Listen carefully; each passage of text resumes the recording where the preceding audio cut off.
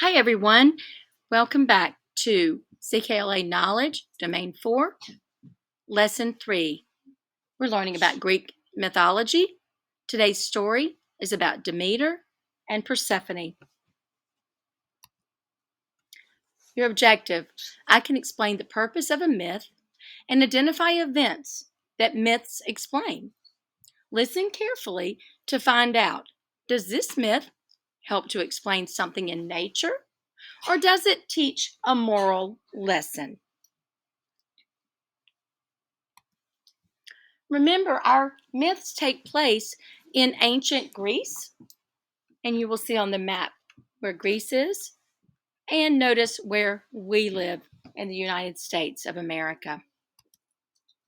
Remember, a myth is a folk tale that explains something about the world, such as frightening or mysterious natural forces, or it might also try to teach a moral lesson. Again, that is your objective. Does this myth teach a moral lesson, or does it try to explain something in nature? Here we go. As you have learned, the ancient Greeks believed that there were many gods and goddesses responsible for the workings of the world. There was Poseidon, the god of the sea, Ares, the god of war, and Aphrodite, the goddess of love, to name a few. Demeter was the goddess of the harvest and agriculture, or farming. It was because of her the ancient Greeks believed that fruits hung heavy on the trees, wheat grew in the fields, and vegetables ripened on the ground. Remember, you learned in the ancient Greek civilization domain that Demeter was the goddess who, at Athena's request, made the olive trees green, plentiful, and strong for the ancient Greeks. Now, Demeter had a daughter named Persephone, who was the joy of her life. Persephone was known by all of the gods and goddesses on Mount Olympus as a beautiful girl, just like her mother. She was full of happiness, warmth, and light. As long as the two of them were together, it was summer, year round. Some days, Demeter would take Persephone with her to tend to the crops in the fields. On these days, Demeter would work among the crops, and Persephone would play in a nearby field of flowers, picking bouquets. She's holding a bouquet right there in that illustration. One such day, Persephone strayed farther and farther away from her mother, until, humming a little tune, Persephone was far out of Demeter's sight. Now, Persephone was not just known by the gods and goddesses on Mount Olympus. Hades, Zeus's brother and the god of the underworld, had also taken notice of her. As god of the underworld, Hades lived underground and oversaw all of the souls of the dead. He and his three-headed dog, Cerberus, saw to it that none of the dead escaped back to the land of the living.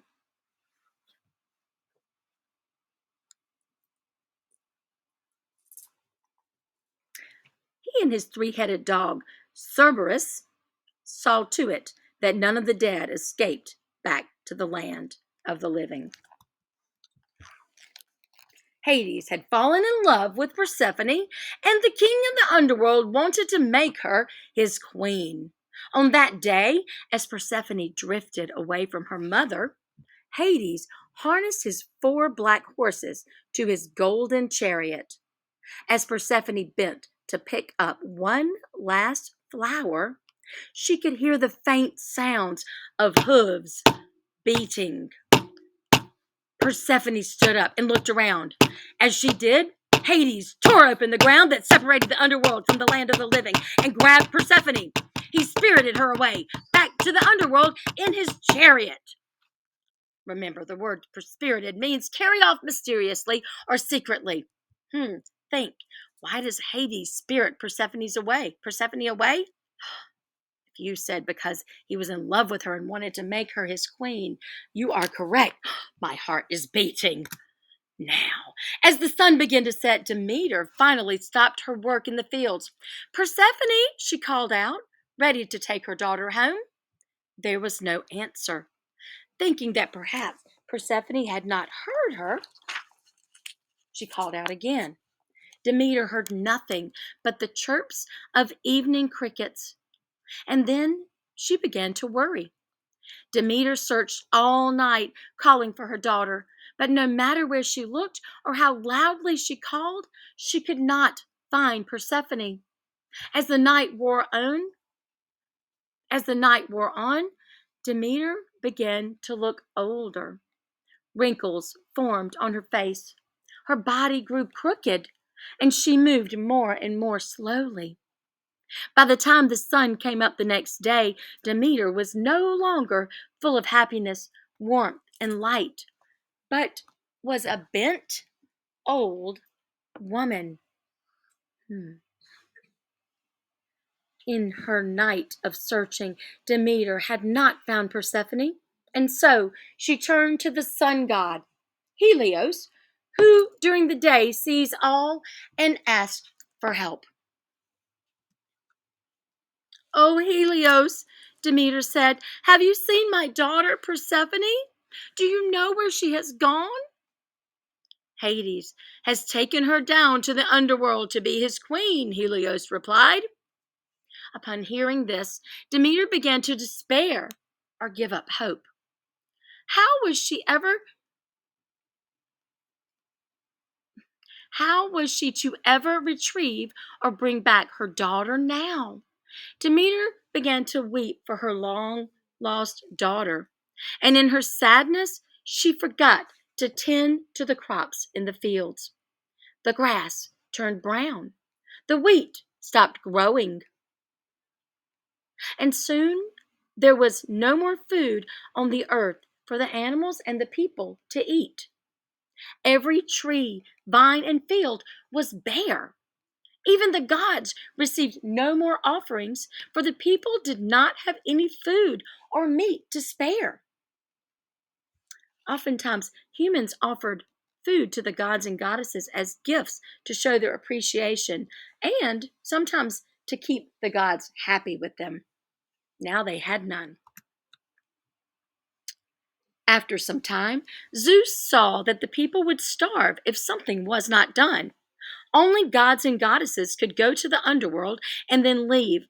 So Zeus traveled to the underworld to persuade Hades to let Persephone go.